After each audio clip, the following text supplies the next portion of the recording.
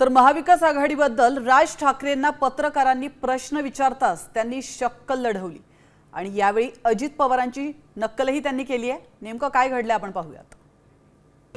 महाविकास आघाडी बरोबर दिसतात तर मला असं वाटतं मी 2017 ला पण दिसलो होतो। सर्वांनाच बोलवलं। प्रश्न असा आहे मी तुम्हाला एकच गोष्ट सांगतो। एक ते असेल किंवा नसेल तो विषय नाहीये। प्रश्न असा आहे की या सगळ्या याच्यामध्ये एक गोष्ट लक्षात घ्या, आता निवडणूक होणार कशी होणार हे महत्वाचं आहे। कोणाबरोबर होणार हा आत्ताचा विषयच नाही।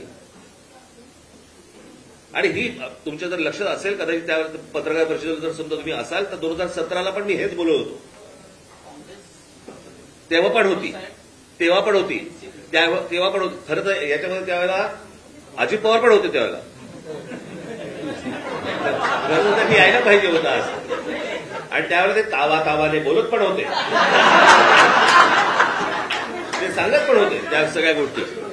तुमची मिमिक्री केली त्यांनी आणि मला येऊ का कुणी तू उद्या माझी मिमिक्री केली तर माझ्या अंगाला भोकं पडत नाही।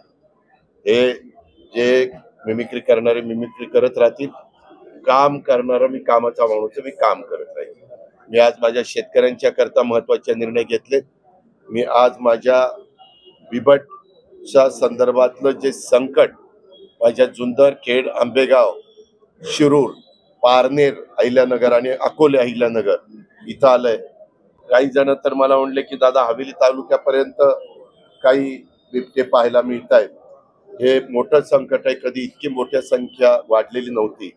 मी पत्रकार मित्रांनो सांगतो, आपल्याला पण अशा मिमिक्री करणाऱ्यांना मिमिक्री कोण करतं आपण ओळखून घेतलं पाहिजे। पुन्हा तुम्ही त्यांना विचारणार का हो राजसाहेब ठाकरे तुम्ही मिमिक्री केल्यानंतर अजित पवार तुमच्याबद्दल असं म्हणले, तुमचं काय मत आहे? मला त्या तशाशी मला माझ्या पूरग्रस्त भागातल्या शेतकऱ्यांना दिवाळीच्या आत मदत कशी जाईल, माझ्या अडचणीतला बळीराजा त्याला ताबडतोब कशा पद्धतीनं आपल्याला पुन्हा उभं करता येईल, आणि हे जे काही आम्ही काम हातामध्ये घेतलेलं आहे त्या कामामध्ये येणाऱ्या अडीअडचणी दूर करण्याच्या करता आम्ही लक्ष देणार आणि ते काम करून